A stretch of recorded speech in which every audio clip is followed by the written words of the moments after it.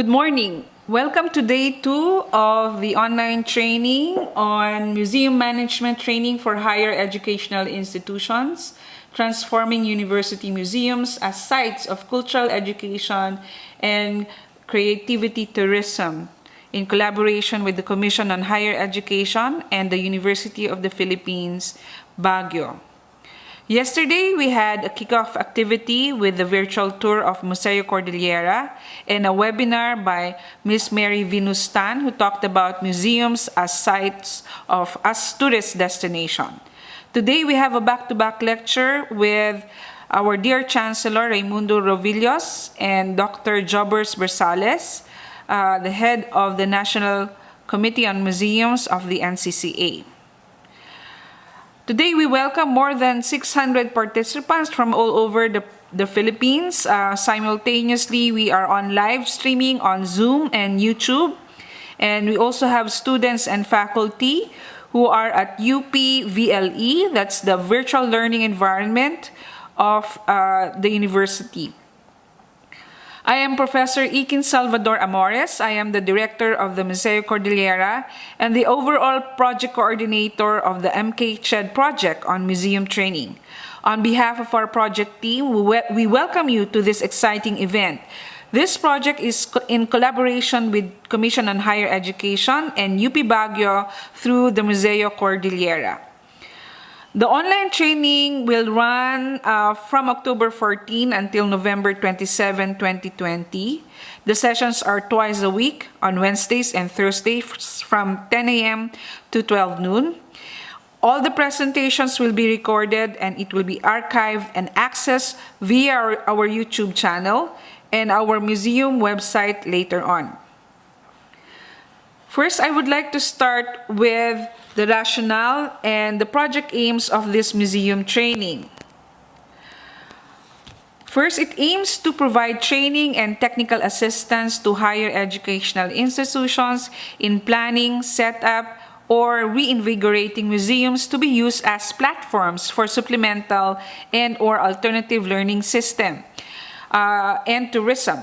For instance, we have the Indigenous Peoples Education, or IPED, which now needs museums to have this kind of dialogue with indigenous cultures and the different communities. Second, it will incorporate materials from international partners and courses to show examples of alternative or virtual museum exhibits and to use blended modality, both online and face-to-face, for training. Our team also conducted a training needs assessment survey, or the TNA, for all the participants to help us design the learning modules for the participants. We learned that there are about 69.2% who already have existing museums in their communities or in their cities, and 15.2% are planning to set up their own museum, while the 15% are still in the conceptualization stage for their museums. Hence, we see that there is a dire need for this kind of museum training for HEIs and other local stakeholders. We also asked the participants if they have any background on museology. It turns out that 82% are unaware of museology, and this actually validates the need to provide trainings in the field of museology. Our preliminary data also shows that the needs of the museums are equally important, such as the management of museums, handling of artifacts, research and exhibition of artifacts, among others. As a university museum, we highlight the value of research before setting out an exhibition, as this would be the basis of the narrative of the story. In addition, the analysis of the project team based on this survey allowed us to design training and learning modules to meet the needs of our participants. In the museum management training for HEIs, we aim to have capacity building, internationalization, and impact. In the capacity building, we aim to deepen understanding of the educational role of museums in higher educational institutions, acquire advanced skills in museology, museum work, and transfer of skills in museology to higher educational institutions, and to enhance the capacity, appreciation, and support for institutions who employ museums for quality education and innovative pedagogy. In internationalization, we aim to develop partnerships with international and local museums to exchange and source out materials, particularly on alternative learning modules for museum exhibitions and activities. We aim to steer greater awareness and appreciation, as well as instill pride in one's cultural heritage and identity through museum exhibitions and services, and to contribute to conservation of regional and national culture and heritage, which are important anchors for sustainable growth in the country. And lastly, the impact. We aim to mainstream museum-based learning in higher educational institutions, academic, extension, and production programs. Increase capacity of staff to support training needs, collaboration with higher educational institutions, and at the end of the training, we hope to come up with a directory of HEIs all over the Philippines, or HEI museums all over the Philippines. Collaboration with international museums, advocates of iPad using museums as platform for higher learning. Since last year, we convened 15 panelists who are museum practitioners, conservators, and scholars in the field who have an extensive experience on museum work. The presentations will be shown on scheduled dates. Second, the online training comes in different stages. Level 1 will be on basic museology. Here we give an overview of museum work and how we can assist HEIs to jumpstart their museum work. The Level 1 training took place yesterday until November 28. Level 2 will be advanced museology, which will delve deeper into detailed work on museums. And this will take place in February 2021 in time for the Arts Month. Level 3 will be the Technical Assistance Program, where selected HEI museums will be assisted by museum experts, on-site visits, and brainstorming on how to improve the museum. The final output will be a curated museum, which will be an application of the knowledge learned from Level 1 and 2. The project will also provide museum supplies that can be useful for this endeavor. Hopefully, Level 3 will take place in the summer months when travel restrictions will be lifted, and if not, we will do everything online. In each of these levels, activities and exercises will be sent to the participants for completion, which they can work on with the respective museum team. All this will be assessed by our museum experts. Third, HEIs and individuals who successfully completed Level 1 and Level 2 trainings will be issued a certificate of completion and goes to the second round of the museum training, which will also be training of trainers that will be highly advanced. Hopefully, lessons learned from the trainings will cascade to their respective units. Once you have completed Level 1 training, or if you have attended each of the webinars, a certificate of attendance will be issued by registering to our link after the webinars. For the training, each of the HEI participant will receive a training kit, a basic museum handbook, a learning toolkit like a module on museums. This will be 2 volumes based on this training, and it will be sent to all of you soon in time for the online training on handling of objects and conservation of artifacts in week 3. And lastly, we thank the participants from all over Philippines, from the Kordilyera Administrative Region, the National Capital Region, Ilocos Region, Cagayan Valley, Central Luzon, Calabarzon, Mimaropa, Bicol, Western Visayas, Central Visayas, Eastern Visayas, Zamboanga, region, Northern Mindanao, Davao, Soc-Sargen, Caraga, and the Bangsamoro region. And lastly, if you have other concerns and queries, please feel free to email us, send us a note on our FB page, or call us. On behalf of our chairperson from the Commission on Higher Education, Dr. Popoy de Vera, our Chancellor, Raimundo Revillos, and our project team, along with Dean Toto Colongon of the College of Social Sciences, our museum staff, our IT staff, we welcome you to the online museum trainings for HEIs. We will start the webinar shortly, and you can send in your questions for the webinar talk on Zoom and on YouTube.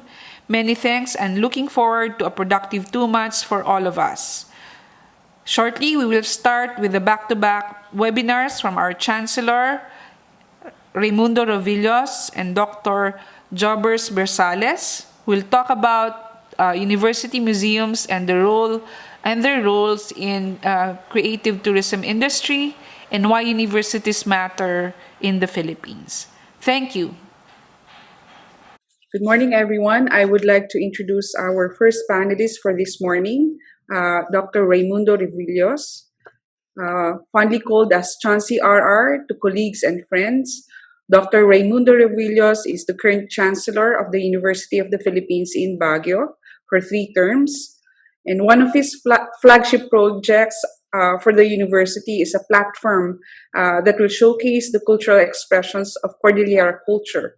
Hence, the Museo Kordilyera materialized in 2017, which now served as a venue for dialogues and connecting with the many communities that the university serves. Chansey RR is also a historian, a scholar, and an author with a research focus on the Cordillera indigenous populations, ethnohistory, and political movements. He's also one of the architects in pushing Baguio City to be one of UNESCO's creative cities under the folk art and crafts category in 2017, which Baguio still enjoys this accolade until now. He is known for his progressive, dynamic, and exciting programs in the field of arts, crafts, culture, and history, working with scholars, artisans, creatives, and government officials. For the millennials, they call him as the influencer because of putting UP Baguio and Baguio City in trailblazing many relevant programs undertaken by his administration in his capacity as a chancellor, colleague, and a genuine leader. So we welcome Dr. Chancellor Raimundo Revillos for the webinar.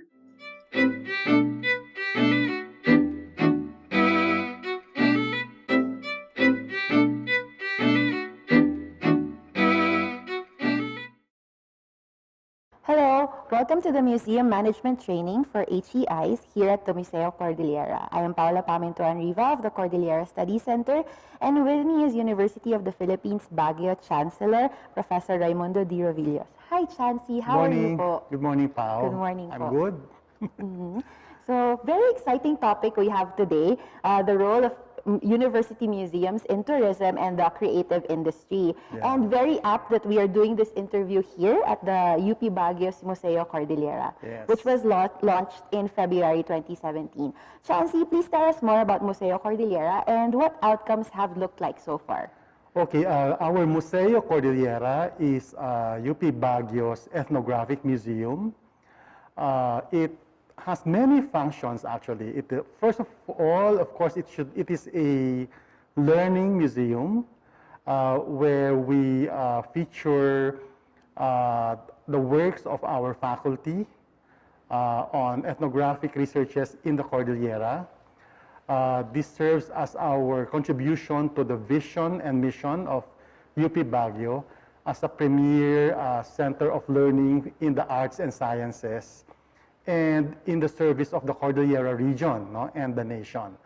So it's a learning museum. It's also a public service museum because it's a platform for extension with the community, no, not only in Baguio City, but the rest of the Cordillera and Northern Luzon.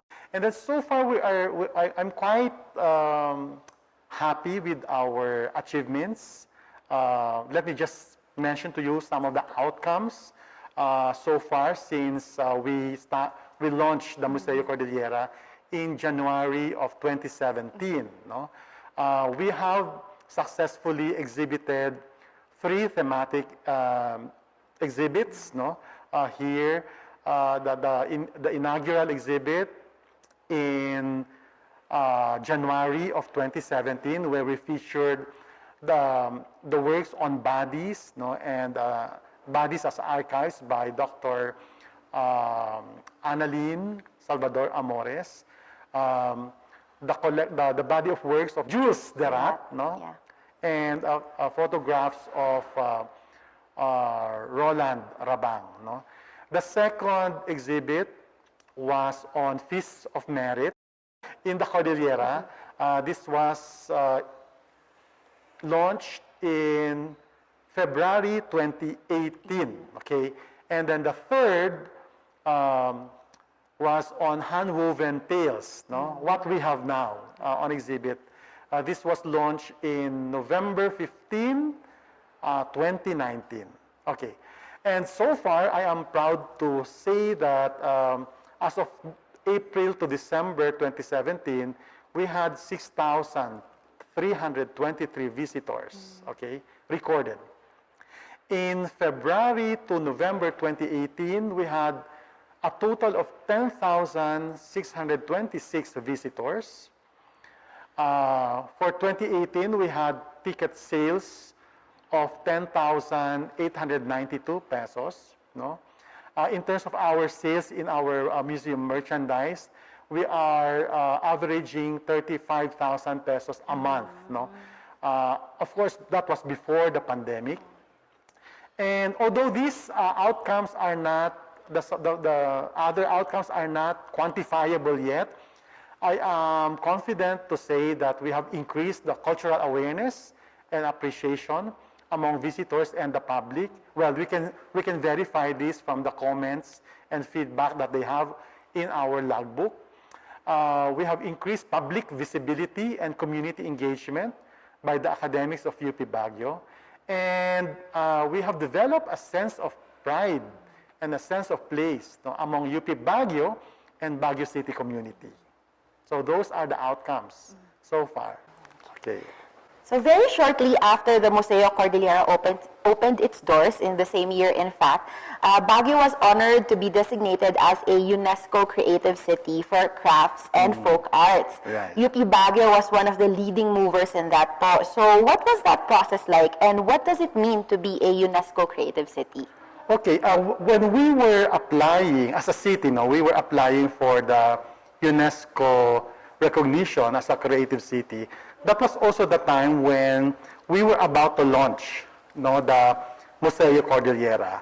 So for me, as a prime mover in both, no, the Museo Kordilyera and the UNESCO Creative City Declaration, I really was conscious about the role, no, of the University of the Philippines, Baguio, and the Museo Kordilyera in particular, in the greater movement, no, to push Baguio City as a creative city, because for me it was a move to push for sustainable development in the city through culture and arts, and knowing the strategic role, no, of culture and arts in this direction, and UP Baguio's role, no, in this direction of Baguio City becoming more and more conscious about sustainable development, no, as a track in its development now and in the future.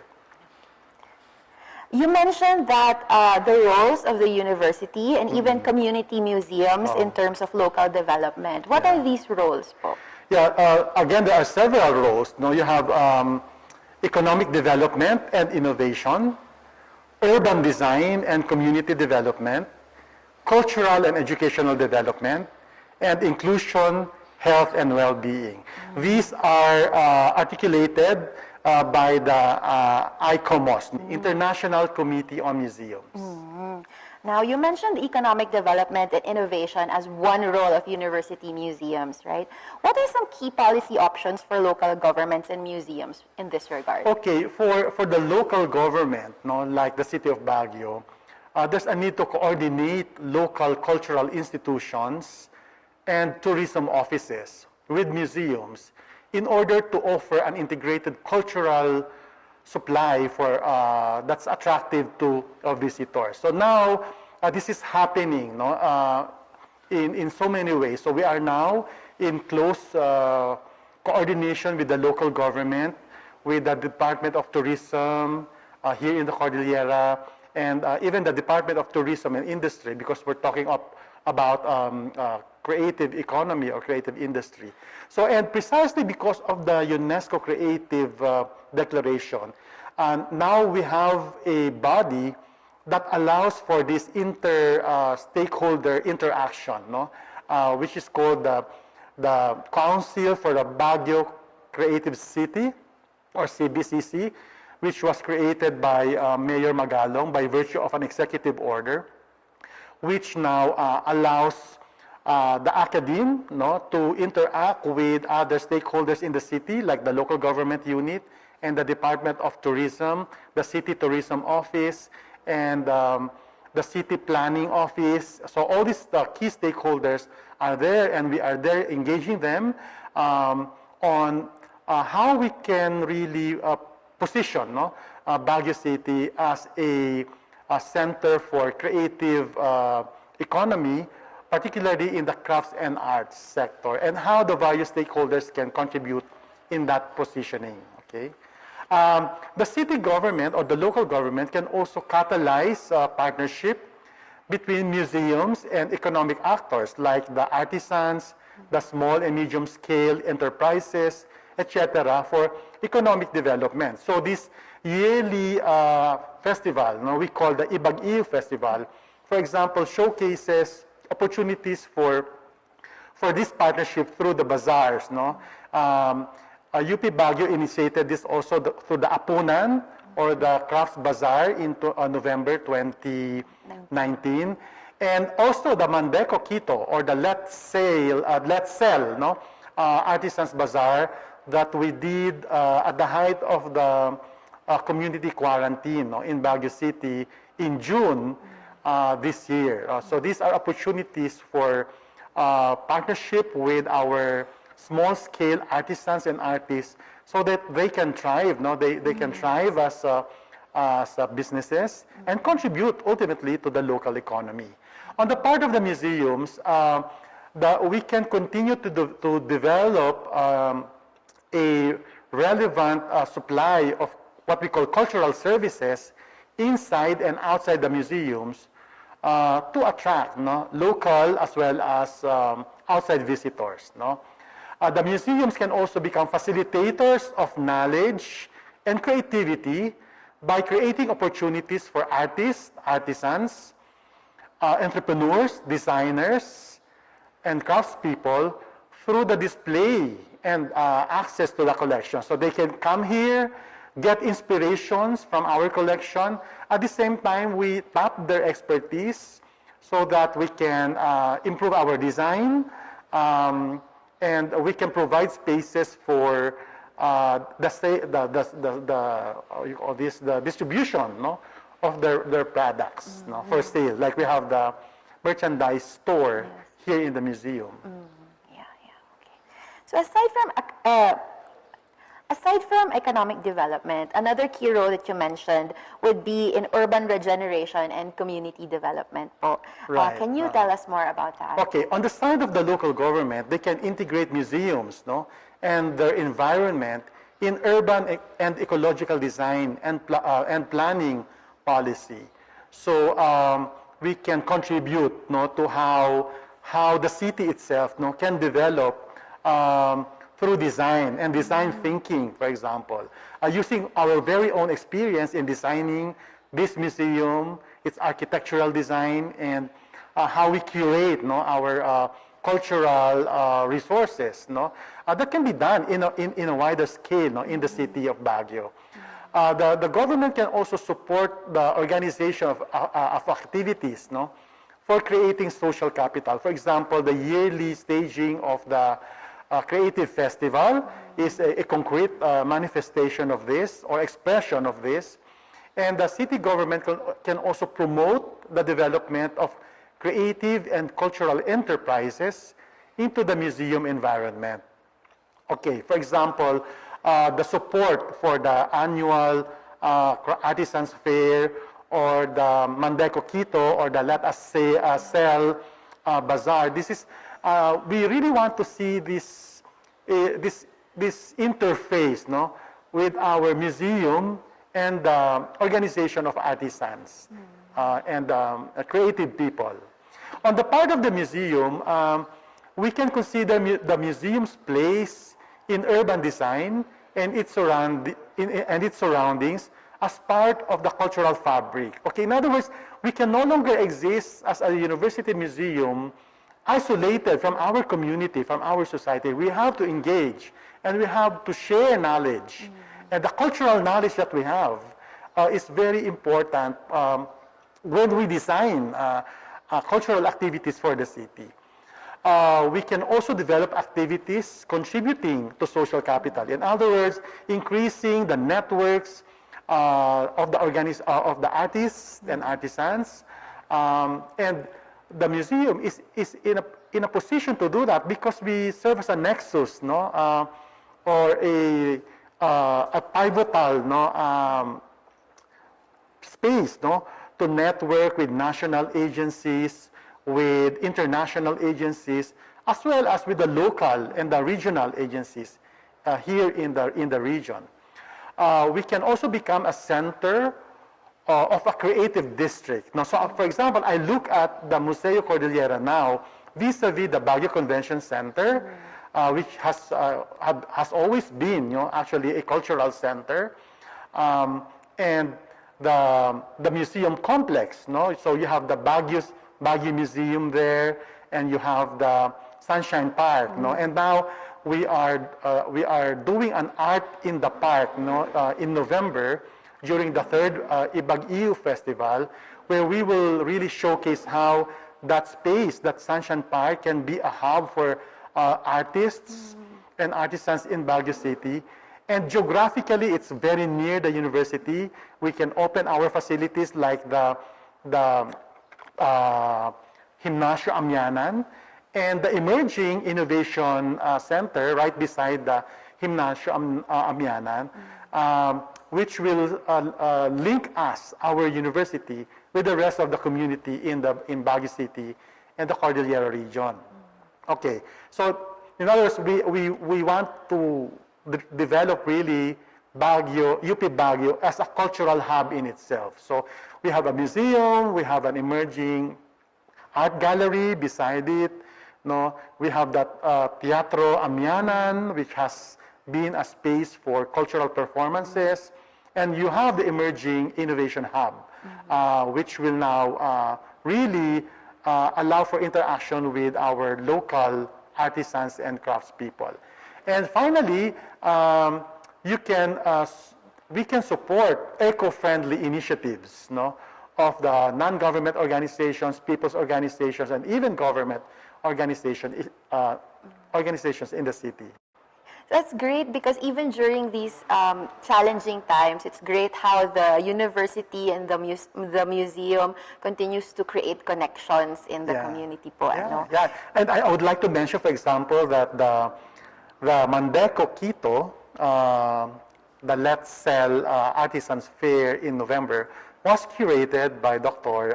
Annalyn Salvador Amores. So she brings with her and contributes her expertise in curating, no, in a livelihood activity like that one. Okay, so that's what I mean by this interaction with the artists and artisans. So now, of course, museums have always played a vital role in cultural development. Right. I think education and creativity. What options do governments and museums have to further facilitate these? Yeah, okay. okay, so for the local government, they can recognize the role of of museums in cultural and educational development. I mean, it has to start with recognition, because if there's no recognition, then there are no actions, okay? Second, they can take into consideration the cultural heritage, or that cultural heritage can induce and promote reflection and creativity. So there has to be that appreciation and recognition on the role of culture and of creativity and innovation in local development. And so the rest will follow if you have that framework, okay? On the part of the museums, we can contribute to cultural and educational development as a source of inductive and reflective knowledge, no? So it can be as knowledge generators, no? The academe can contribute that cultural knowledge precisely to cultural development, okay? Gone are the days when we were just ivory towers, okay? Not engaging, not sharing our knowledge in local development. And we can also consider how the presentation and interpretation of collections can support the dissemination of creative skills, no? So, for example, every time we put up an exhibit like this, we engage designers, we engage cultural bearers, no? We engage the indigenous communities themselves, no? Before we curate something like this, we have to be sensitive to culture, no? We have to be sensitive to how it should be presented to the public. So, so this kind of interaction with them. Okay. So how about in terms of inclusion, health, and well-being? How can museums and local governments encourage the growth of these values? Okay, yeah, Paula, you know that culture, arts, no, and creativity, including museums, help in the overall well-being, no, of individuals and communities, particularly in terms of mental well-being, which is an issue now. I believe that museums and culture and arts, no, in general, play a big role in this, no? And we just have to convince, no, other stakeholders like the local governments, local government units about this correlation, no, between well-being and culture and arts and museum, so that there's a buy-in, no, to this, that recognize this and therefore invest, no, in this arena, because we contribute not only in terms of economic revenues, not only in terms of other factors that I mentioned earlier, but also in the overall well-being, no? We feel good, no, every time we see a good work of art and artisans. We feel good every time we visit a museum because well, it's beautiful. Anything that's nice and beautiful and something that we can relate to contributes to our well-being. So, first, there should be recognition of this correlation on the part of the local government and us. And second, the local government and all government institutions should make things easier to engage the local artists and artisans. Because one thing that our artists and craftspeople complain about our government procurement procedures is that it's so tedious and it's so discouraging. No, I experience this now and again dealing with the artists. Sabi nila, nakaka-disempower naman, no? Nakaka-dismaya, no? Yung mga proseso ng government procurement. So can you ease them a little bit, not totally disregarding them or disobeying the procurement rules, but trying to make it easier for them. Maybe in terms of making them understand about the process, educating them, and also facilitating for them, so that, because of course they don't know all these procurement procedures. No? On the part of the museums, we can organize activities that are directed towards well-being. No? I don't know exactly how it can be done from now on, but I think we can have exhibits or activities um, that will involve our practitioners, no, in mental health, for example. So that we can showcase that. We can also create long-term partnerships with social actors in domains such as education, health, inclusion, and reinsertion. Okay, so we can be more inclusive by engaging various stakeholders, especially those who feel that they are secluded from society, those who feel that they are not in the mainstream of society, so that their voice or voices and their contributions can be included every time we put up a show, every time we have an activity, whether for the museum and outside of the museum. I think it's a testament to how art and crafts are really therapeutic in how they help people deal with many emotions and changes and developments in their life. Thank you, Jancy. So lastly, now that Museo Kordilyera is more than 3 years old, having housed a number of exhibitions and displays, how can the relationship between local government and museums be managed? Okay. Again, this is a challenge, no? Because the academy is not really used to working with institutions outside of it for the longest time. So there has to be a shifting of paradigms, no?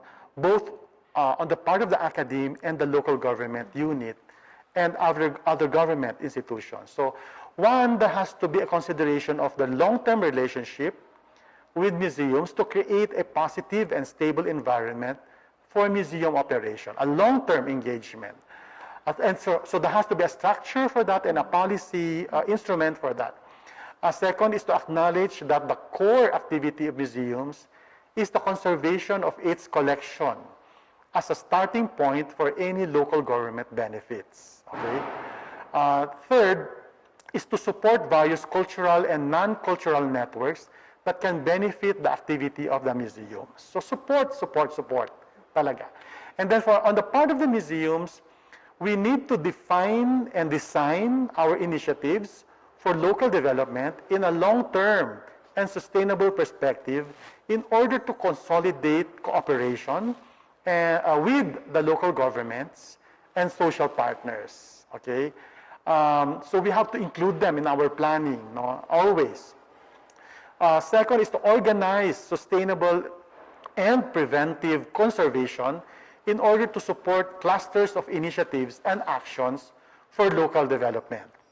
And third, engage in relevant partnerships with other museums, cultural institutions, or non-cultural institutions that can increase the impact of the museum activities and sustain it in the long run. Thank you very much, Chancellor, for such an enlightening talk. I'm sure that your insights will be a great help to higher education institutions looking to establish their own museums. Would you like to share anything else as a way of closing our interview for today? Yeah. Okay, first of all, I would like to thank the Commission on Higher Education, led by Chairman Prospero de Vera III, for supporting this training on museum training management in partnership with us, no? UP Baguio's Museo Kordilyera. I would like to encourage higher education institutions represented, no, by the training participants, no, to pursue, no, this kind of project. Put up your own university museums, because you don't only uplift and position your universities as hubs for knowledge production and dissemination, you also help in the development of your local communities in various fields like economic development, livelihood development, or through cultural development, well-being and inclusion, and good governance. So good luck, everyone. I think you can do it like we did. Thank you. Thank you very much again to Museo Kordilyera for organizing this museum management training for higher education institutions, and to everyone who joined us. Please stay safe and see you next time.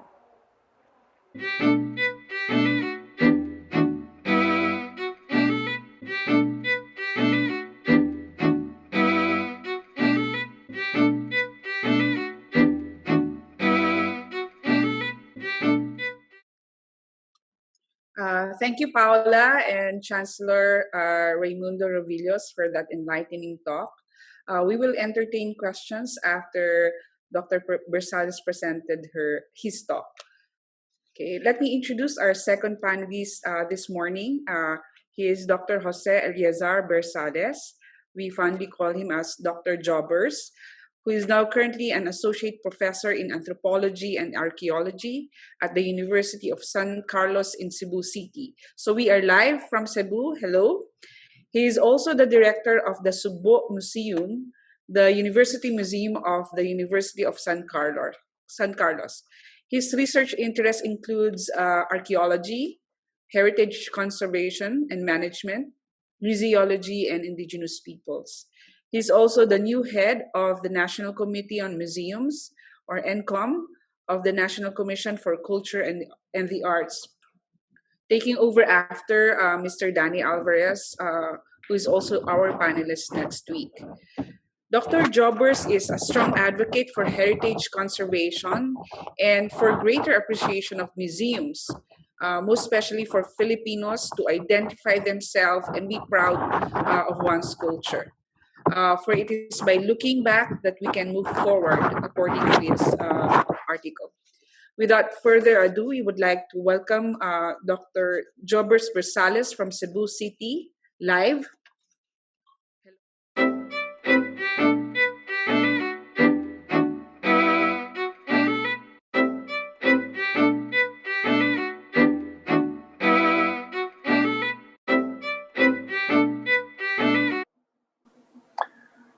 So thank you for the warm introduction, and thank you also to the Museo Kordilyera for this very timely training program, management training project that they are hosting, and for inviting me to be one of the resource persons. This is an honor for me. I've been tasked to present on university museums, and especially in the Philippines and what their current status are. So I'd like to talk about this.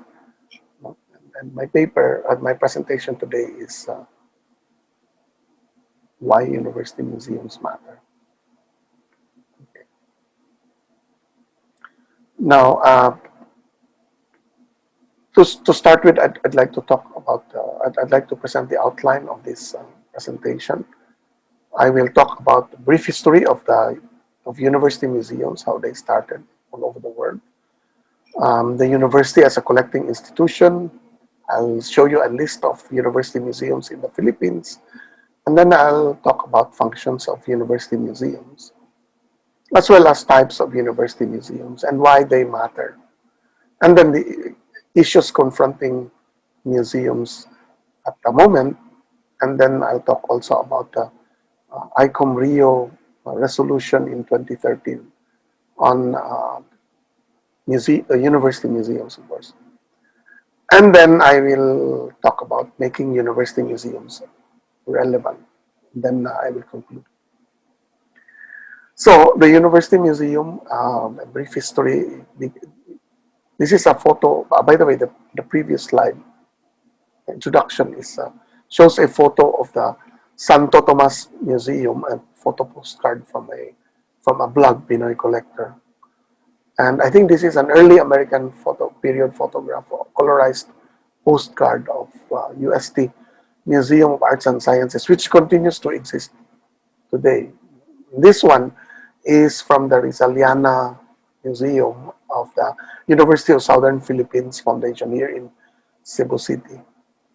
This one gives you a brief background, in fact, already of the museums of University Museum. This one is the typical cabinet of curiosities at Colegio de San Carlos. It's a 1908. It's dated to 1908, and well, of course, this museum was sadly destroyed during World War II, but it boasted the largest tortoise, and I think it's here the largest tortoise in the it boasted of having the largest tortoise in Cebu in the region. But the first university museum was established in at Oxford University. This was the Ashmolean Museum.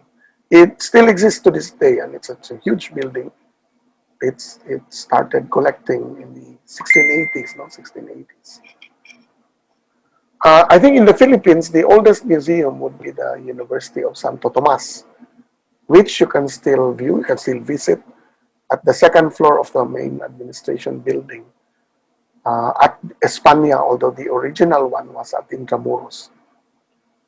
Fortunately, UST, I think, was able to move to the España campus some of their programs before the war, and the collection was moved there also.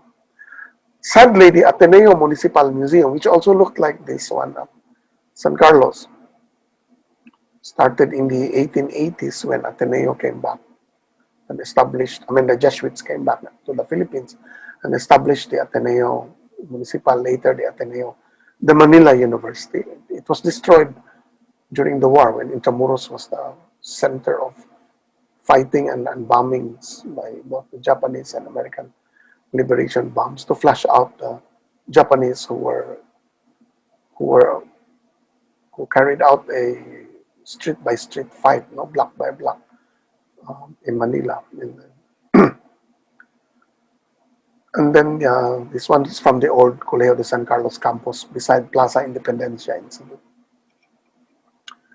According to Lorenzo, who's I think she's still the president of the UMAC today, the ICOM University Committee for University Museums and Collections, which I'm a member, and I think many university museums, curators, and museums themselves in the Philippines are also members. And I think so. She said university museums have the tools, they have the real objects, real researchers, and real laboratories. They have access to knowledge as it is produced now, so state that your current state knowledge, and are therefore probably in a better position than any other institution to reflect the complex issues of collecting, studying, and interpreting or explaining contemporary scientific, artistic, and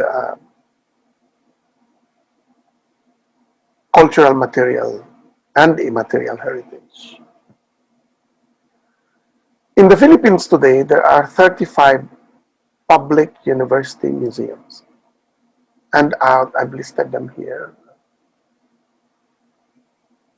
So they range from Bukidnon State University Museum, Cavite, Balay Bukidnon, Cavite State University Museum, and it will take maybe 10 minutes for me to read all of these, but you will see that they're spread all over the Philippines, but the largest bulk of them are, of course, found in our premier state university, which has campuses in Cebu, Baguio, Tacloban, Mindanao, Bongao, Tawi-Tawi, and of course, Diliman and Manila. There are, amazingly, almost the same number of private university museums in the Philippines, and they run from Manila. You can find them in Manila. There's two of them here in Cebu, University of San Carlos, and the USPF. And there's even Colegio de la Inmaculada Concepcion Museum also in Cebu. There's Siliman, the older ones are Siliman, San Carlos, USP Foundation. But there are newer ones like Holy Name University in Tagbilaran. There's Christ the King College Cancius Cobac Museum in Calbayog, Samar. There's a seminary museum, that's a Seminario Conciliar de Nueva Cáceres in Camarines. which is, of course, a religious museum. And in Mindanao, you have Father Saturnino Orius University Museum, Butuan, and a few others. What are the functions of university museums? Well, university museums, like all other museums, actually preserve, research, communicate, and educate. Preservation has to do with collecting and conserving and protecting them from the elements. And university museums, especially those that have science programs, chemistry and biology and all that, are best suited for preservation of collections because they have experts that can help them. The other preservation function of university museums is because things disappear, objects, things that we use every day get lost, get discarded, get thrown away, and they disappear from years later, and you only find them in museums. So you say, I remember this. This was part of my childhood. I had all these things, these scans, these toys, these things. And so, like all other museums, university museums are there to preserve. They are also there to do research. And this is one of the functions of a university museum, premier function, that many other museums sadly do not have. No? Some museums just simply label an object, lamp, 1920s, used by this one, so and so. University museums, on the other hand, are products of research. It's not that you collect and then you study about them afterwards, which is normally what happens with museums. University museums collect because they are collected as part of a research program or project. And so they're brought out of the ethnographic context, but they're produced with, for example, ethnographic background, archaeological background, biological background, geological, so on and so forth, depending on the type of museum you have. And university museums, like all other museums, communicate their collections, publish in scholarly articles, in scholarly books, and then they educate. It's obvious now, the connection between university museums and education is obvious because they're located right as part of an educational academic institution. But you will realize that along the way, many university museums have lost that connection to the educating role. Not many, but a few. There are, like all other museums, there are about 5 types of university museums. There's the General or Encyclopedic Museum, which is actually what all the other 4 are all about. No? We have an art museum or art gallery and an art history museum, which collects art objects, explains and interprets them researches them, explains to the publics, their audiences. There are natural history museums which collect biological material, and geological material also, either of the past, so fossils, or of the present. So you have herbarium collections, you have these collections of biological objects that are put in jars with chemicals, formaldehyde preservatives, which is a problem of conservation. Many of our museums that have been there for the longest time have problems of the evaporation of chemicals on objects, or the problems with taxidermy, the stuffed animals. You also have ethnographic anthropological museums, which are a product of collections of researchers, anthropologists in the field. They study, they live with communities in the field, and they collect these objects that are part of their thesis, dissertation, or research project, and they bring them back to their institutions, and eventually the institutions establish museums. That's how Museum of Anthropology at the University of the Philippines, which is probably the oldest anthropology museum in the Philippines, started. Bayer, Otle Bayer, the father of Philippine anthropology. He was teaching at UP anthropology, and in all his field work, collected so many objects. And all his students who followed him also did the same until eventually the UP Anthropology Museum was established. Collections there are over a century already.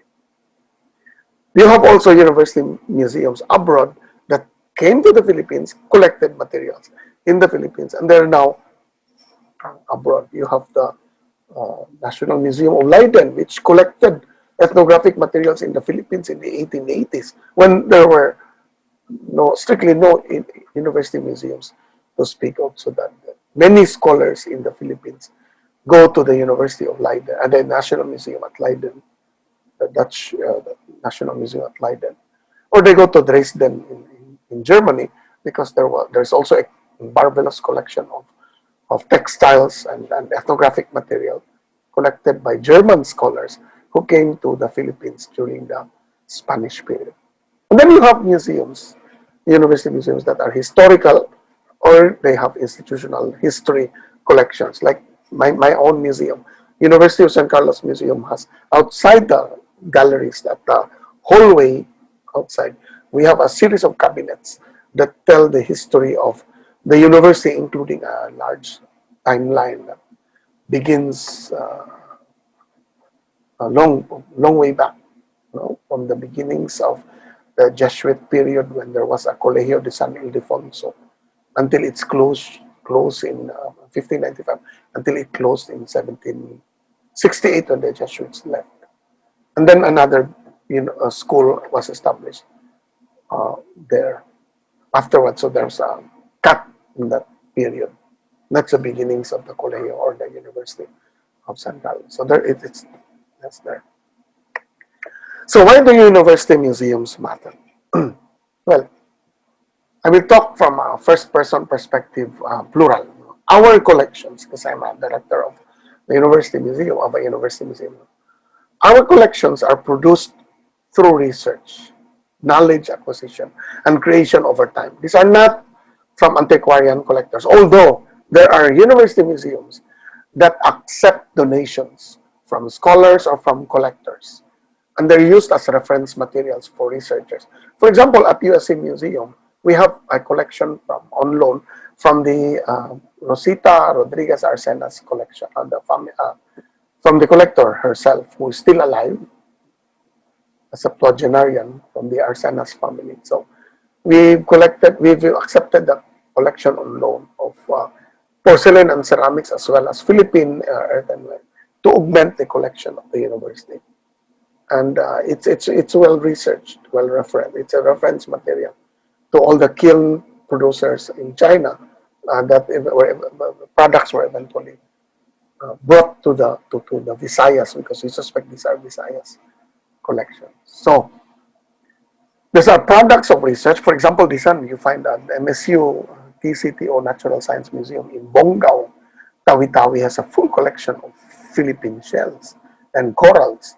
These are collected by researchers, by those doing thesis, doing dissertations, and they're deposited there. So it's a product of research, and knowledge production, knowledge acquisition, and production. Our collections also comprise unique material. Many of them are not found in other types of museums, because these museums are products of researchers, by professors, by scholars. Even the scholars, their notes, their field notes, their reports, they're part of the collection. And you will not find that in many non-university museums. You do not find records of how these collections came about, how they were, well, except the National Museum. National Museum of the Philippines is a research-based museum, so they also parallel the university museum type of collections. But many other museums collect and then they catalog the accession, but they lack the profession, the research rigor that you find in university museums. I'm not saying they are less of a museum, but that's the reality. University museums are products of rigorous research. Their dissertations and theses. So books have been produced about them, maybe unpublished. Well, of course, many other museums are now subject to research and theses and dissertations, of course, which are not necessarily university museums. Also, our collections contain information useful for future research. And here, I have a photograph from Ateneo Art Gallery, which is a beautiful collection of contemporary art that they exhibit from time to time art works from famous artists or from students. And so the information you get from that you are found in our collections can actually be useful for researchers, even at the present. Our archaeological collections, anthropological collections, art history collections can be studied by present generation or by future generations. Again, that can also be part of any non-university museum. Our collections complement and enhance the teaching and learning process because we are well suited. We're inside the academic institution, the academic platform. We are the easiest to get students to come in. So our museums boast of thousands entering our galleries. Because to start with, for example, UP-Diliman, you have thousands enrolled there. If they're all required to enter all the 8 or 9 museums, you're talking thousands of visitors every year, and that's just from within. The true measure would be outsiders, and this is a problem for many university museums because we are embedded in academic institutions. We are not necessarily found at the corner of a public street, of an avenue. Unlike, for example, National Museum, best suited for visiting because it's right there, smack at the what is that? Burgos Street, P. Burgos Street, I think. And you just cross from Lagos Nilad to the City Hall, and then you are at the National Museum. Beautiful collection of museums in La Luneta. University museums, chances are, inside one building, which may not be right at the gate of the museum. So you have Visayas State University Museum, for example, Museum of Natural History. It's not right at the 4 portals. Silliman University also. You have to walk and go inside the campus. So they're not well suited for drop in. People who just have tourists who just have nothing to do today, and then they suddenly meet a museum and see a museum beside something else.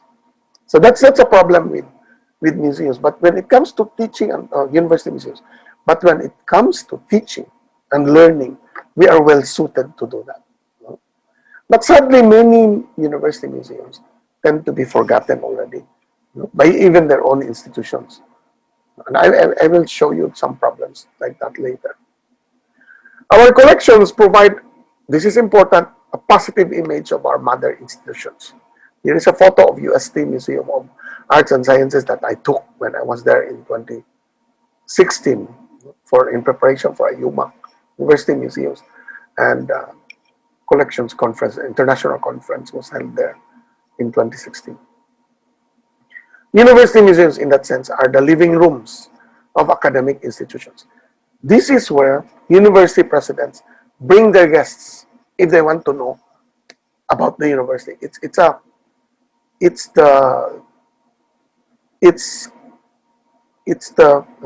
living room. It's where you bring your guests to show off the accomplishments of the university, not just as an institution, but old scholars. You say, that guy 1900 was here and he brought all of this, and famous persons who built the museum collections by their research and the books that they have published. So that's a primary role. It shows the heritage of the museum and how long the heritage of the university or college and how long it has existed. Our collections also stimulate intellectual appreciation and development and inspire the present to continue to collect for the future. University museums should never stop collecting. I know some university museums have stopped collecting because they've run out of space and storage space. But I always say that our collections stimulate the present to think Many scholars come, look at the collections, write about them. Also, elementary school students, they're enamored. They begin collecting as a result of university museums. That's probably their first exposure to any museum. In their own school, they have a museum. And they inspire people to collect for the future. But what are the issues confronting university museums? Well, especially for private universities, the crisis that began in the 1990s in education, not just in the Philippines, but in the world. It's the world crisis, no? Started by Reaganomics in the United States when everyone, the entire public school system in the United States was not free anymore. People had to pay tuition. They had that crisis. Fortunately for us in the Philippines, the onset of the Duterte administration, President Duterte gave free tuition to state universities. Now, I do not know where they will get the funding, but I probably have a lot of funding for for state universities. But I hope they did not delete sections of their university museums as a result, or reduce personnel. And that's a problem in private universities, no? Especially now in the Philippines, where you have free state university education and private universities are not free. So they are pressed to advertise, promote their accomplishments and their universe and our universities so that we get more enrollees now. As a result of low enrollment because of free tuition and all that, some universities started closing down programs. Some universities have moved, used to be huge, large buildings dedicated to a university museum. They've relegated the collections to one gallery, one room, and move. Fortunately, that's not happening at the University of San Carlos. But I know some universities that have started to reduce the use of their spaces. They've been reduced. Their personnel have been reduced also. You know? I think in the 80s, San Carlos started reducing personnel, not just at museum level, but all others. You know? And so for conservation, we can consult with the Department of Chemistry, but we do not have our own conservators anymore who are well versed in conservation. The last one was trained in the 1990s from the Department of Chemistry, courtesy of an ASEAN National Museum program. So dwindling space is now devoted to some university museums. In San Carlos, we are the opposite. We were given additional space at the downtown campus. But the biological museum was transferred to the university library and was given space there also. Yeah.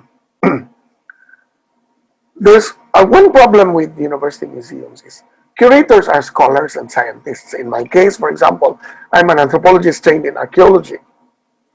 And so therefore, you do not expect that I have a management background, but I've taken a few readings and courses in management.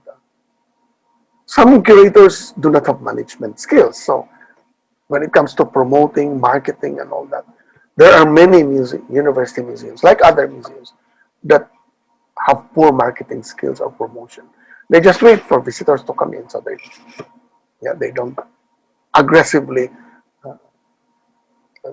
seek out visitors, which who will pay? Because at San Carlos, for example, or at any other university museum, for those enrolled in that university, everything is free, but outsiders must pay.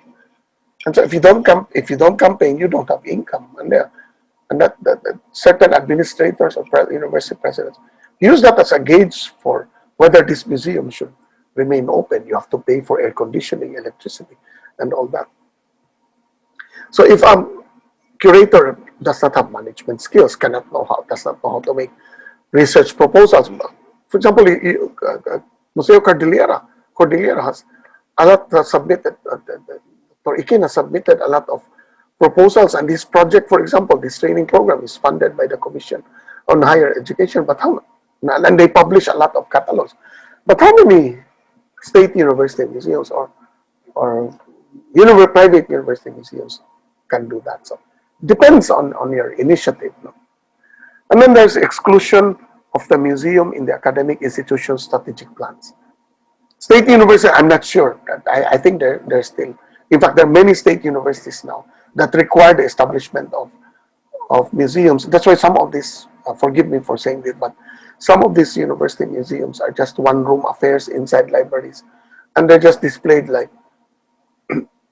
sadly, like sari-sari store. So we in the National Committee of Museums have been trying, I mean, even in the term of Danny Alvarez, my predecessor, we've been trying to professionalize museums, no, and even exhibitions, so that they don't end up like a sari-sari store, no, where you have shelves and then everything is displayed there, all kinds of hodgepodge of things. Then you then call it a museum or a mini museum. That's because of a lack of experience, lack of training, and all that, which is present in the Philippines. No? Yeah, and you cannot blame that to the curator, because usually the curator for non-university museums, the curator is also an officer involved in other things in the LGU, a tourism officer or a municipal planning officer is assigned to make a museum, and he or she has no one around, so his assistant or her assistant becomes a curator, but also does a lot of other things. No? That's a reality in the Philippines. And then there are museums that may have closed. I'm not sure of any museums in the Philippines that are closing, but the ICOM has come out with a resolution in 2013. I was fortunate to attend the 2013 ICOM international conference, which happens every 4 years. And then they came out with this, that collections held by universities are an important part of the heritage of a university and of the heritage of the world. These collections are irreplaceable, and they must not be fungible as if they are financial assets that can be disposed of to meet financial needs. We need a new building, let's sell the museum collection. They're not like that.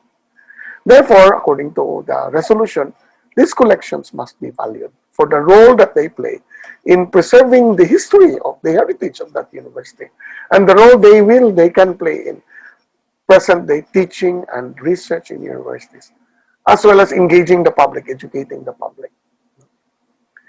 And if a collection must be sold or disposed of, objects to be disposed of for some reason, it must be done in keeping with the professional standards of museums. This is called de-accessioning. When an object is properly removed from the collection, there's a ceremony, there's a rite, there's an entire set of records and papers done for that. Must be done in consultation with the advancement of experts who are responsible for the collection. And it is the responsibility of a university to provide appropriate protection for the collections that they have, and not to be left on storage. No? Number one problem we have is, of course, insects and rodents. No? That's why as a museum, we have the MAPICON experts who work with us on fumigation, on preventing rodents and white ants, termites, from invading the collection, which is a very common problem in museums, especially now in the period of the pandemic, when people are working from home, the curators and the employees are working from home. It's very hard to look at the collections, to inspect them from time to time. So how do we make university museums relevant? Well, one, it should be integrated with, the museum should be integrated with various curricula. Cecilia Helicame of Museo de la Salle in Dasmariñas started a program for, well, which also was done also by our curator at USA Museum, is Regina Yoma. They've linked, Regina linked the collections to humanities programs of senior high school, in the same vein that Cecil also did for Museo de la Salle. And these were autonomous projects that were done without funding, and they did it themselves, no?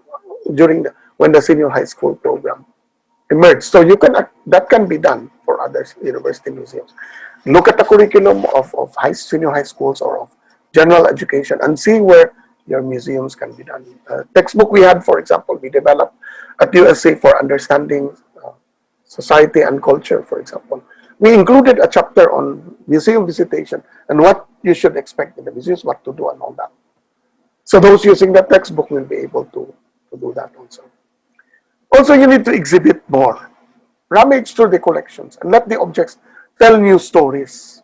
An exhibition, for example, of the professor who collected them and his life in the university is a new angle to a natural history museum collection. No? Or linking natural history museum collections to climate change. How difficult it is to find these things now because of climate change. No? Redesign your exhibitions. For example, in the University of San Carlos, we redesigned the collections, make it darker so that we focus on the objects themselves, and then we used modern techniques, no? Graphic panels, stickers on Sintra boards. But we did not change the cabinets. The cabinets date to the 1960s. When it opened in the 1960s, these are the same cabinets that have been used. We just revarnished them and then added some stickers on them and then repainted the interior. But the cabinets are the same. So you don't have to spend so much. Also collect the present for the future. At the University of San Carlos, we found Japanese surplus. Have been selling all kinds of Japanese objects. We started collecting Japanese surplus objects. And we've communicated with universities in Japan to work with us to identify the ceramics that we've collected. Many of them date to the Taisho, to the late Edo period to the Meiji period up to Taisho period, and early Showa up to 1800 to 1950s, including ethnographic objects. I have a paper that I'll present about that in Grupo Kalinangan on that aspect of collecting for the present. You can also collect modern day things, everyday things that we use today. They will disappear in 30 years. Plastics, for example, are becoming a disappearing commodity. 50 years from now, with the environment, climate change and all that, all your objects that are made of plastic will disappear. 50 years, nobody will remember the next generation will not understand what plastic is all about. No. Probably. And you have to go online. Reach out to the general public and especially the alumni as potential donors. I've seen very few university museums that are online actually, that have Facebook accounts, much less blogs or Twitter, Instagram, and all that. You should do that, whether you're a university museum or another type of museum. And you should draft a business and marketing plan. If you have a business college, ask a professor or some students to do that for you. And you must publish or perish. Publish your catalog, publish parts of your collection in scholarly journals. Have someone study some of your collection and publish them in scholarly or academic journals, here or abroad. Okay, so I've come to the end point of that discussion. So I hope you learned something from this discussion. I hope I did not eat too much of the time. There will be a question and answer portion later. I leave with you with a quote from Zenobia Konsak in the Museum Review of 2016 magazine. In order to remain relevant in the 21st century, institutional heritage recognition, so the university must recognize university museums as part of its heritage, and a shift towards more cohesive display narrative, acknowledging the reciprocal relationship between the university and its museum must take place. So I leave you with that to ponder. So I'd like to thank. I've not disappeared from the. In general, I've not disappeared from the screen the whole time. I'd like to thank, of course, Dr. Annalyn Ikin and the Museo Kordilyera for this opportunity. My predecessor at the NCOM, Danny Alvarez. Christine Batiles of Silliman University Museum provided me photographs. Cecilia Cabañas of Museo Subo also helped me in the preparation of these slides. Rasul Sabal is the curator at the Mindanao State University TCTO Natural History Museum in Bonggao, Tawi-Tawi. I promised to go there, but COVID happened, and so we cannot. The National Committee of Museums cannot. My own curator at University Museum of USC Museum at the downtown campus, Regeneration. And for those I have photographed without permission, I hope you'll forgive me. Ateneo Art Gallery, Museo Kordilyera, there's also a museum and PCT. USPF Rizaliana Museum, the UST, well, also those photographs that I've used from UST Museum of Arts and Sciences, my own photo. Also my fellows at the NCCA, NCOM, Silliman University Museum also, and ICOM, UMA. Thank you very much. This ends my talk. Thank you.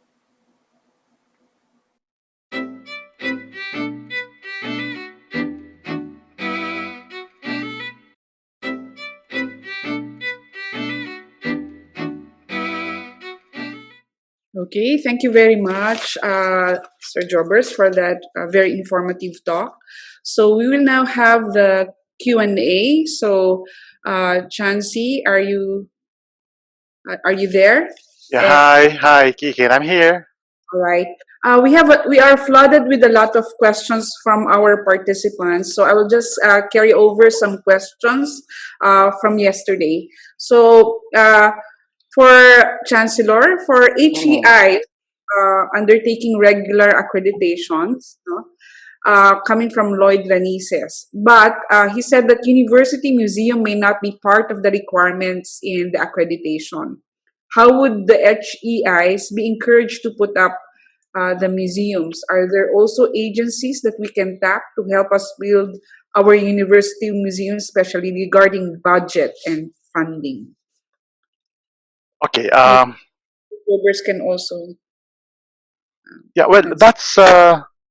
that's unfortunate that museums are not included or identified as one of delivering units of the universities when they deliver education. No? But if that's true, I think that should be addressed.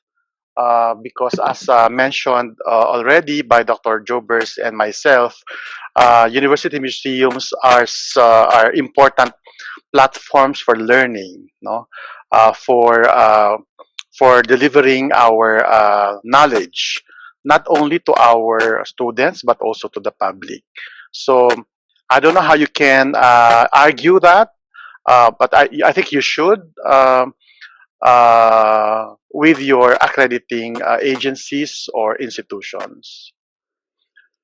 Okay. But I do know, for example, that in the AUN or the framework that we're using now in the University of the Philippines, there's such a thing as learning laboratories or learning facilities, no, that will help you, that will help the program carry out its learning outcomes.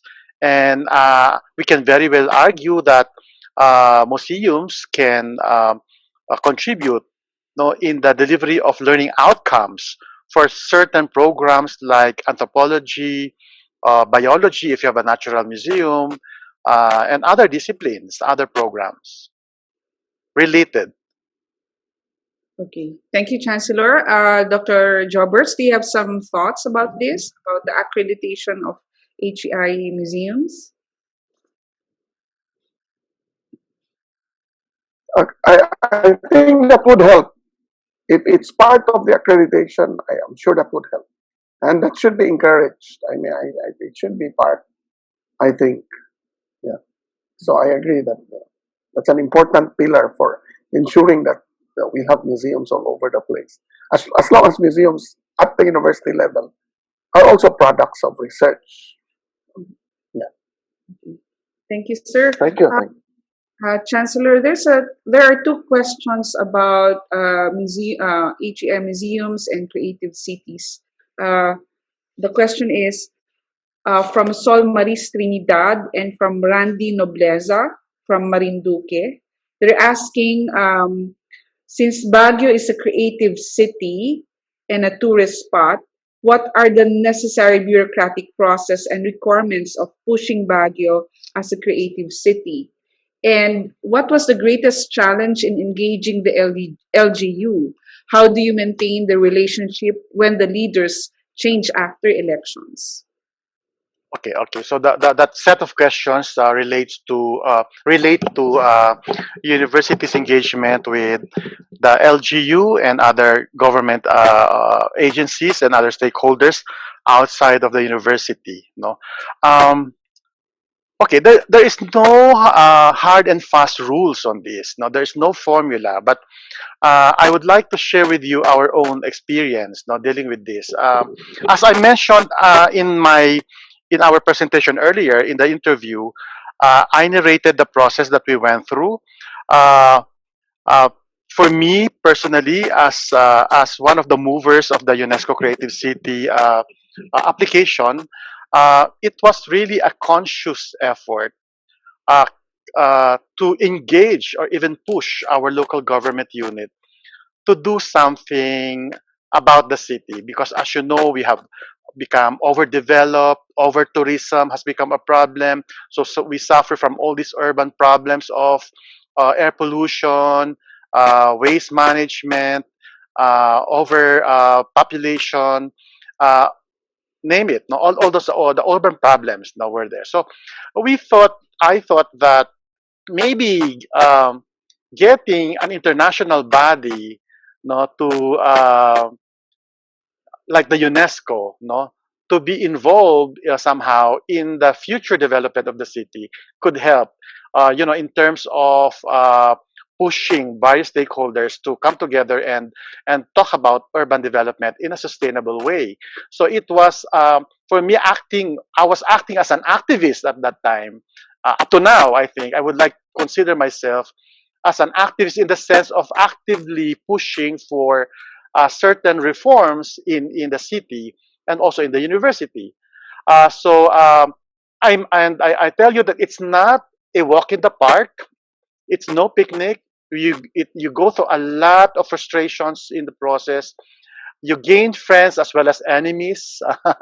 But it's worth it. It's all worth it, and we are still in the process of developing as a creative city. As I always say, it's not a done deal. It's being a creative city is actually a signal, is an inspiration to do more and to really become a sustainable city using your strengths as platforms or as leverages to go to that vision you want for the city and for the university. And we leverage on that. We leverage on culture, which is still strong in the Cordillera and Baguio City. We and we had to um, to engage our mayor, of course. No, we have to convince him because he's the executive. No, we had to be patient, explaining to him why what's in it for the city and for his incumbency, and so that's how we got his buy-in. No? Um, how do you make sure that these initiatives are sustained even after the term of the mayor? This is where institutionalization is important. So you need to come up with laws or policies like executive orders, like city ordinances, to put in place the structures and the processes that will sustain your status even beyond the incumbency of the chancellor, the president, or the city mayor that you are dealing with. So these institutional instruments or arrangements have to be in place.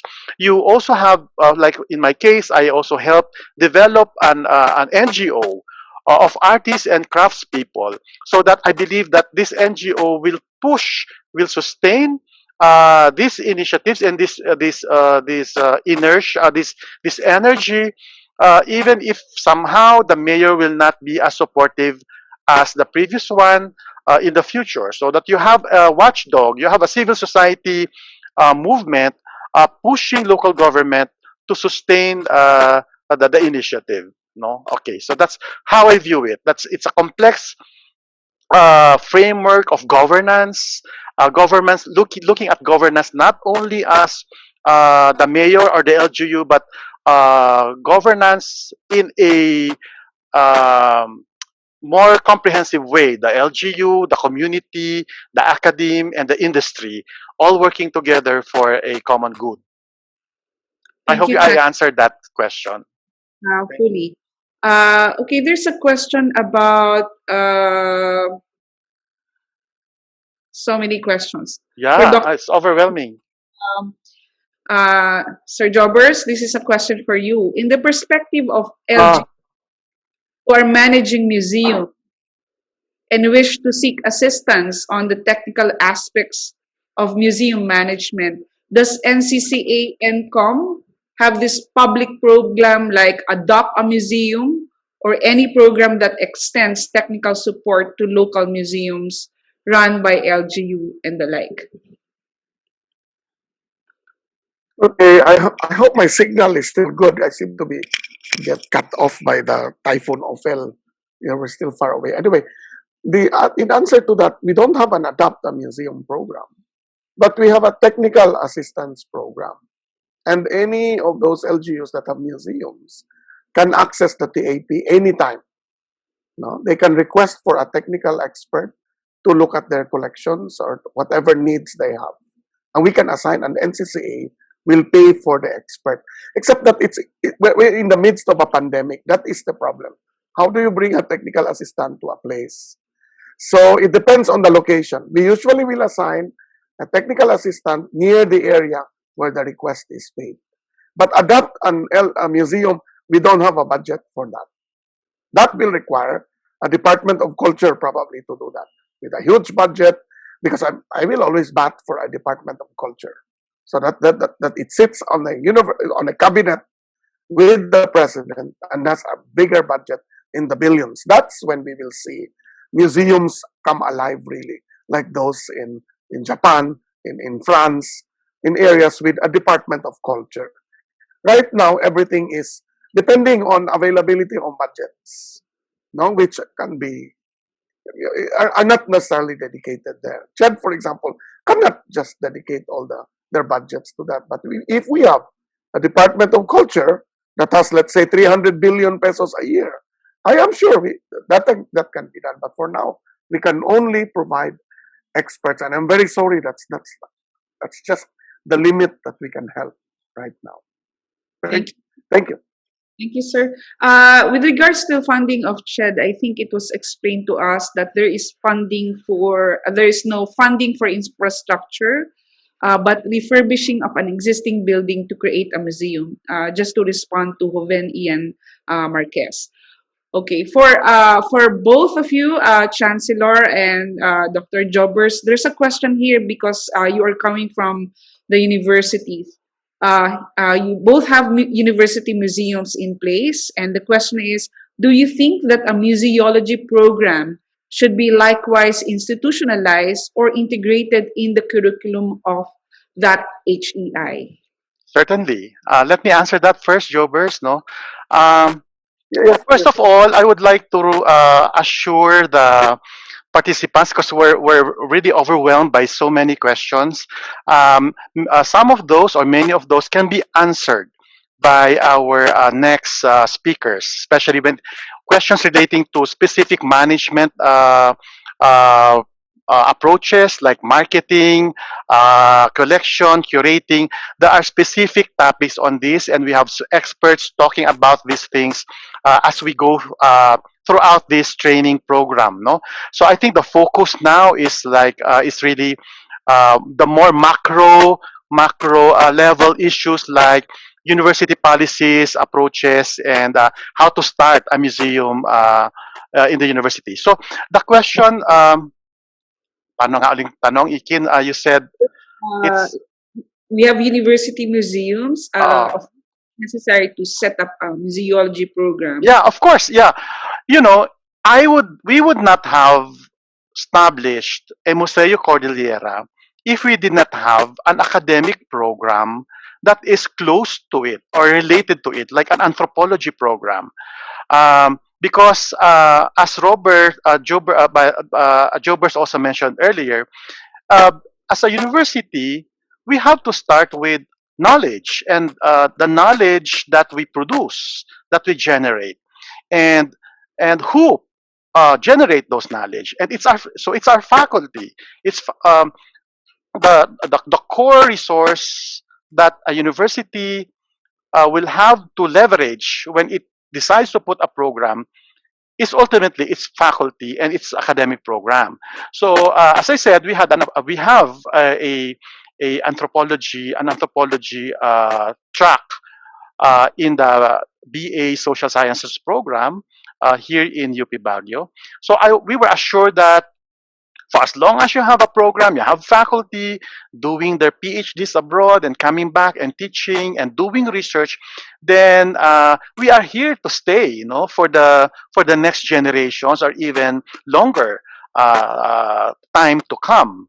So either you have that already and you develop. Okay, we of course we want to develop a specific program on museology in the long run, but we already have a course on museology, and in fact this was a response, no, of the anthropology program when we developed a museum and at the university level, no, that they should have a course on museology so that the university museum becomes um, a platform, a space for learning for them. So it becomes an how do you call this? They do internship, no internship, training or hands-on training on collection and cataloging of our collection, diba?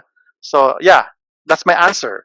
So there should be a seamless connection between the university and the curriculum, no, and the research universe program and the public service. So it's still within the framework of that trifold program of the university: research, teaching, and public service. In other SUCs, you have production, no, research, teaching, research, and production. All this should be integrated and manifested in the museum. So it's not a separate enclave from the rest of the university. Okay, thank you, Chancellor. Noted. What about Sir Jobbers? Do you have some thoughts about this? Do you have museology programs as well in San Carlos? We it's a course that, like the chancellor said, it's a course in anthropology, in graduate anthropology, and also in undergraduate anthropology. But the Chancellor, Dr. Rovillos, has comprehensively answered actually that question, and I like that because my signal is very bad, and we are in agreement. So I'm very happy that the Chancellor Yeah. actually comprehensively answered the entire question. Okay. Thank you. Yeah. Thank you. Okay, this is an interesting question about sustainability of university museums. The question is it okay if a university museum can be, is it okay if a university museum can be an income generating, sorry, rephrase. Is it okay if the university museum can be treated as an income generating facet of the institution or the university, such as the cafes, the museum shops, merchandise? How do you Definitely. respond? Definitely, it's okay, and it should be the case now, because as you know, managing a museum is so expensive. No, Jobers is nodding, and I'm sure many of you here in this forum who are managing museums agree with me that managing museums, especially a quality museum, uh, need needs a lot of resources. No, so that's why in the long run it should be able to be a it should be a self-generating unit, so that it will not compete with the other resources of the university, like research and extension and administrative requirements of the university. um, that's why you need to also you have, as mentioned by Jobers, you have to have a business plan. No, you have to have targets in terms of how many revenues you want to achieve per year. Would they be enough to cover your overhead, no, pay at least one full-time staff to complement what we have, no, or more, no, or if not the entire staff of the museum. So yes, the museum. I agree that the museums should be revenue generating. So you should identify your revenue streams, no, like uh, one would be ticket sales, no, ticket collection. Um, One could be the canteen. So we have a canteen or a cafe, a museum cafe that we outsourced. That concessionaire pays us a monthly rental to the space. No, so you don't have to worry about managing the cafe itself as long as they follow the regulations and the policies of the university and the museum. And well, right now our merchandise store is not yet outsourced, but if you ask me, I have always argued with my board of the museum that it should be outsourced as well to entrepreneurs so that the university will just focus on creativity and knowledge generation and not be saddled by the business of it, the business of running certain revenue generation components of the university. That's my take. Okay. Thank you, Chansey. Sir Jovers, do you have some thoughts? Your chancellor is a good model for the kind of music.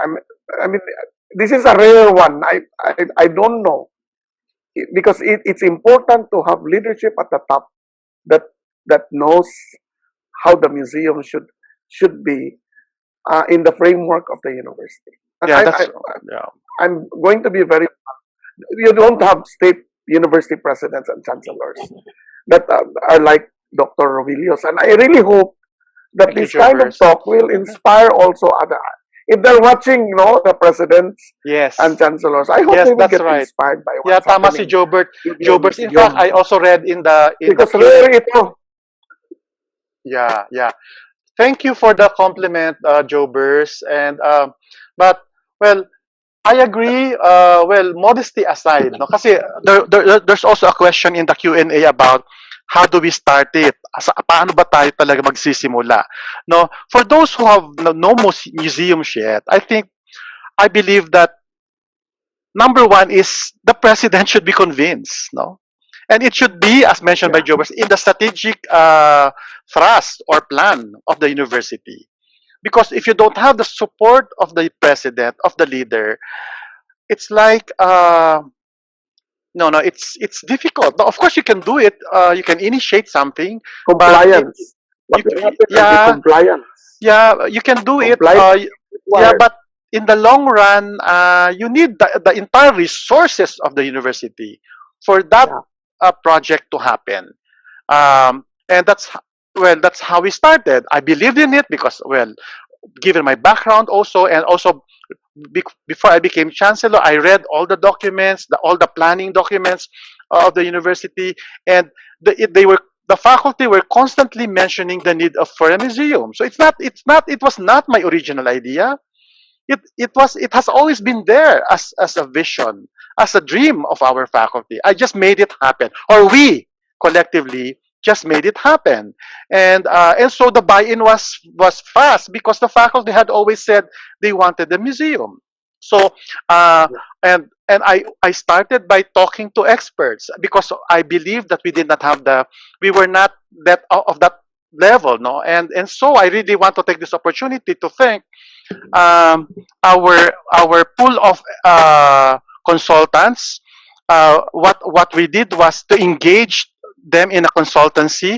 Hindi naman mahal, no? In fact, halos gratis ang honorarium ng mga taong ito dahil lahat sila ay UP alumni at sila ay magkakabarkada, magkakaibigan sila at kaibigan din namin sila. So we built on this social capital, and we formed a committee of consultants na external to the University of the Philippines Baguio and our own local pool of consultants.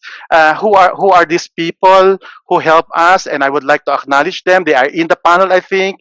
Si Boots Herrera, the curator of Ateneo. We have Sir Danny Alvarez. Sir Dan, andyan ka ba? Hello. He was part of that team, and si Peter Natividad. These were all Manila people, no? But we engaged them, we brought them to Baguio, we provided them accommodation and meals, ganon, and we had fun. No, fortunately, immediately they parang they work harmoniously with our local team composed of Professor Emeritus Delphine Tolentino, of course, Dr. Annalyn Salvador Amores, later on sila Joanne Medrano, and si Professor Vicky Diaz, no? And so there was this collegial atmosphere immediately within the group, and there was transfer of knowledge because sabi ko, okay, we'll engage you in a consultancy booths, but can you please in the process mentor our faculty, transfer your knowledge and skills so that when we do the second exhibit, you are away. We can do it on our own. And that's precisely what happened. No? The first exhibit was still co-managed with our pool of consultants, but the second and the third, we were totally on our own. And I'm really proud of our faculty who immediately learned the ropes in managing the museum. So yun. So number one, you have to convince your president. You have to have a buy-in. It should be part of the strategic vision, strategic plan of the university, so that everything else should follow. Okay, well noted, Chancellor. That's related to the question on how to start a university museum. I think that has been answered. The other question is about tying up with university museums and the LGUs. So this was a question yesterday. How does university museum tie up with LGUs? No, because there's a difficulty. There are also difficulty in setting up. Are there like permits or whatever that needs to be completed first before setting up a university museum? So this is a question from Anita Sornito. Okay. Again, as I said in my narrative earlier, um, it's important to get the buy-in of the mayor himself. Okay, given the nature of the local government and the nature of the local government code, which really empowers the chief executive in the LGU, no, so much power, no, to decide on many things at the local level. You have to have his buy-in, no. Even if he may not be totally sold out to it. Maybe at the beginning, medyo ano pa yan, wait and see attitude. But the key people around him, no, should be on board. No, like number one, the budget officer. No, you have to engage the project to convince the budget officer. Luckily, uh, I was in attendance with the budget officer and the planning officer of the city when during an ASEAN conference on creative cities held in Bonifacio Global City in 2017. So doon pa lang, andun na yung key actors eh. So the budget officer was there, the planning officer was there, the DOT car director who was really my partner in crime here, si Vino Stan was there, and I was there, and Arisco was there, our architect for the museum was also in attendance. So that group was the same group that pushed for the uh, application to the UNESCO, and this group lobbied, no, sought an audience with then Mayor Dumogan, to do this, to pursue this, no, and convince him that it will be a feather on his cap when it happens during his term, no, and so well, that's how we got him to support it eventually. Okay. Thank you, Chancellor. So last question, or shall we? Are there more questions?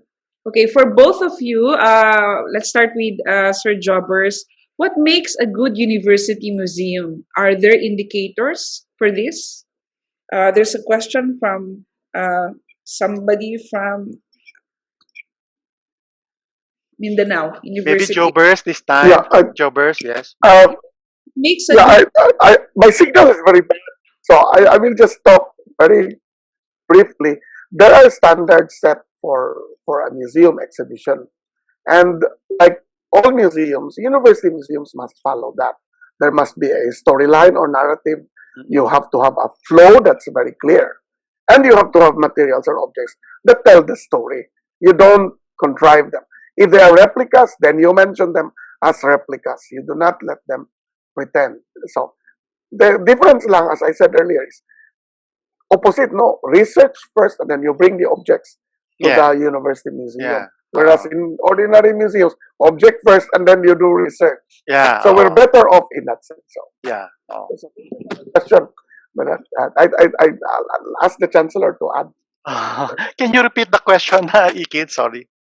Chancellor, the question is, what makes a good university museum? Are there indicators for this?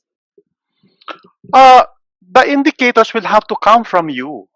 You know, uh, kasi this also relates to the question about accreditation kanina eh. Parang in the first place, you have to decide why are you doing it.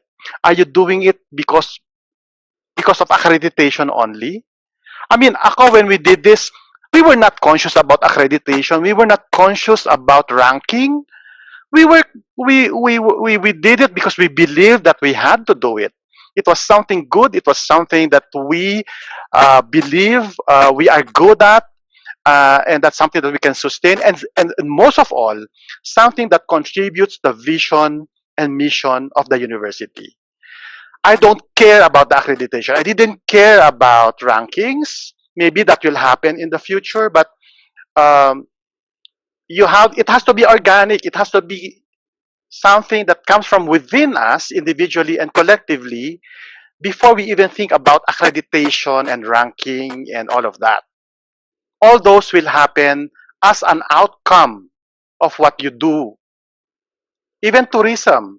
No, even tourists coming in. We were not planning this for the tourists to come. Of course not. No, we we were planning it because we thought it was good. It was for the common good, for the preservation of the heritage of the Cordillera peoples or the indigenous peoples in the Cordillera, and for the nation, for nationhood. Well, the tourists appreciate it. Fine, thank you. It was good for the revenues, but we were not thinking of them when we planned this. Okay. So, Jobbers, you have a question? Sa akin, passion lang. You start all of Yes, these things, exactly. bringing Passion, tama. with Oo. passion, and you can see Yeah, the chancellor is full of passion. I really hope passion other talaga. presidents Oo. and chancellors will have this. Thank, Yeah, And everything Fed is has already come passion. in. They're willing to help. That's True. That's true. yeah. Yeah. And if you believe, kasi tama si Jobers eh, if passion is there, it shows eh, no?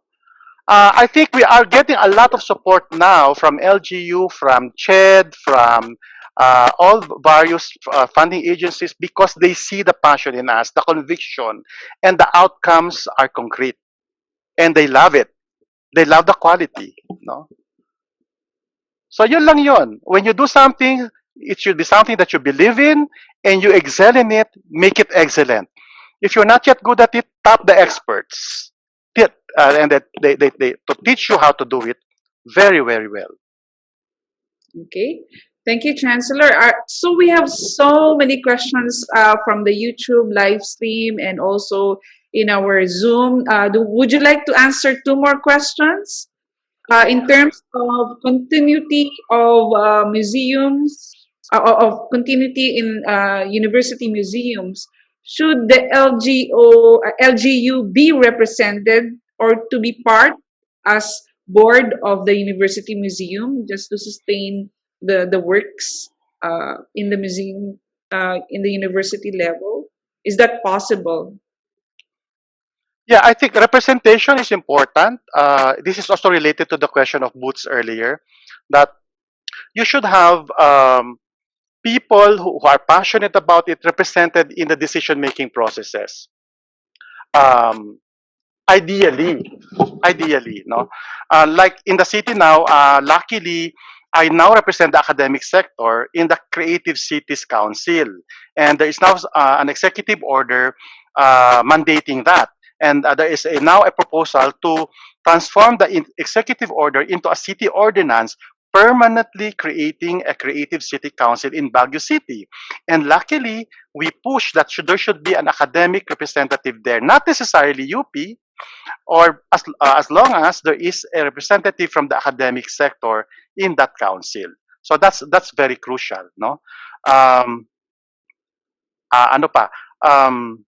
There's also a question about inclusivity. I would like to address that. How do you make sure that, how do we make the university more inclusive, not just an enclave of the academics and experts doing the curation? There is now a trend, although we are not yet there. We have just started in that track of engaging stakeholders when we plan and curate an exhibit. No, in the current textiles exhibit of the Museo Kordilyera now, Ikin and the curatorial team really engaged the weavers all over the Cordillera. They really went to the living traditions, no, the weaving traditions all over. And it so happened also that she was doing this as part of her research. She had a research. She has a research grant, no, Corditex. So the network, uh, the input, the contribution of the women weavers were also instrumental in curating the current exhibit. But so this is the kind of direction that we want to pursue in the future. That when we curate about a subject matter very specific, we will now engage in a participatory process the stakeholders, the culture bearers, the knowledge bearers, and other stakeholders who might have a say or a voice on that particular topic. So I agree, no, on that question, especially the marginalized sectors like indigenous peoples, women, LGBT, all of them should have a voice, no? Now and in the future, in the university museums, by getting their inputs, by getting them to co-curate with us, and do other aspects of museum work together with the university. So there has to be an openness for this kind of track. Okay. Thank you, Chansey. Sir Jobbers, you have some words? Well, I'm very glad that this training is being funded by CHED and is being carried out by a model museum. That's already very, very radical in what it's doing. In fact, I have a paper, a presentation, December 29th on anthropological museums. It should be these are inputs that I'm getting, and it's very Okay. good. It's very good. Okay, And thank you. I hope other museums will not feel like ganito ba talaga. You can start small, but if you have in the strategic plan and the president with you, you will eventually grow big. Mhm. So that's my parting words. I think start from somewhere. Follow what the chancellor said. Put up a team, and have synergy and have passion. You will reach that level. Huwag naman magmadali. The museum Yeah. can take time. That can take time, or it can be immediate. Depende lang sa funding. Yeah. Okay. Alright. Thank you. Thank you so much for your inputs, Chancellor and Roberts. This is a very engaging discussion. We have so many questions coming in, but unfortunately, the time we have to. Questions. Do we want to take more? Okay. Question, Chansey, and your university museums, how long, this is specifically for Museo Kordilyera, how long did it took for the Museo Kordilyera to materialize from research, proposal, and then implementation, actual museum? Okay. Well, it was already in our strategic plan since 2012 when I assumed chancellorship. So it was already it was I committed this. I promised that I will do it. No, as one of um, my outputs within my chancellorship. It did not happen during my first term. So but the work started. No, I started by asking Professor Annalyn Salvador, no, 'di ba? Tama, Ikin. Were you back from Oxford University then in 2012? Kailan, kailan ka nga ba bumalik? 2012. Yeah, tamang-tama. Mayroon talagang confluence of events eh. I think God was with me. No, in a sense. No, there was a confluence because Ikin was coming back with her PhD in anthropology from Oxford University. And when she came back, sabi ko, oh, Ikin, help me. Um, it's payback time. Sabi ko, one of your paybacks is do a benchmark study on on university museums all over the world. So we have to learn from the best. So she did a thorough study on benchmarking on university museums in big universities all over the world, and we learned from that. And it was a very voluminous report that she submitted as part of her grant. And then we started with that study, and then it was narrowed down to number. It was followed up by meetings, consultations. Oh, nako, it was not easy. I tell you, there were endless debates and discussions, whatever, and workshops. And then eventually we settled on the concept. No, we and while this thing was happening, no, while this academic intellectual process was happening, we were building the structure, no? Sabay yan, no? We were building the building itself for the museum. And so there was how do you call this, a synergy between the academic intellectual process for it and the design for the museum. And we're very lucky to also work with a young, dynamic, out of the box, very innovative architect in the person of architect Aris Go. No, he's the son of the congressman who now sits in the board of regents of UP. See how lucky I am. Oh, we are in UP Baguio. We have all the support.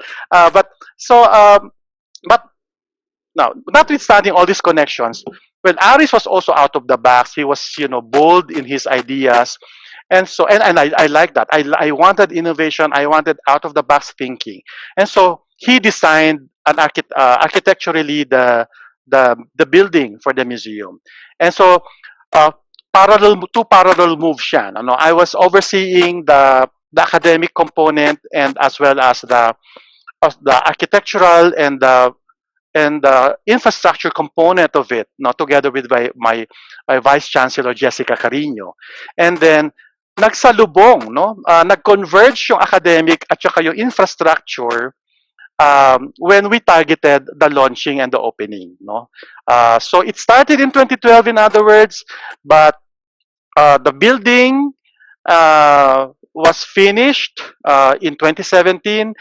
And while it was being finished, I also pushed the curatorial team to already do the first exhibit. So when we launched the building, we also launched the first exhibit of the museum in the museum. Okay. All right. Thank you, Chancellor, for that one. So very inspiring. We have participants from Mindanao, Mindanao State University, our colleagues from Davao City. They're sending in their comments and asking for assistance, whether we can mentor them because they see Museo Kordilyera as a model or a template for developing museums. Well, precisely, that's what's happening now, no, and we are really happy. And again, this is one of our lucky charms. Again, that our current chairman of CHED, Dr. Popoy de Vera, supports this because he saw this when it was we were starting, and he was really impressed with the outcome. And please, habang andyan siya, take advantage of the opportunity for support from CHED. while Chairman De Vera is there, because he is 100% supportive of university museums like this, like we have.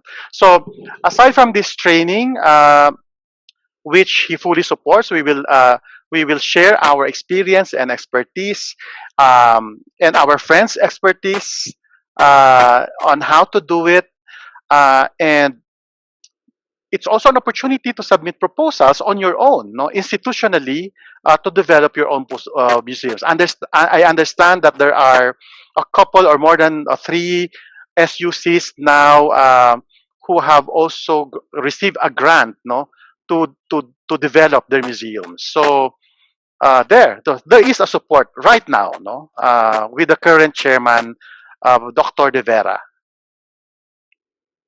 Okay. Thank you, Chancellor. Hmm. One last question, very itching question. Is it all right to set up a museum without a museology program in place in the university? It's all right, as long as the other components are there. Number one, the support of the university leadership, no, and you have to have some. It may not be a museology program, but a discipline or a program that is closest to it, no? Kasi we are a university, eh. Our primary role is to teach and to do research. Now, if you don't have the expertise, you don't have the substantive expertise to be able to sustain it, it will be difficult, no? So if it may not be a museology program, but like in our case, anthropology program, or it can be a humanities program, okay?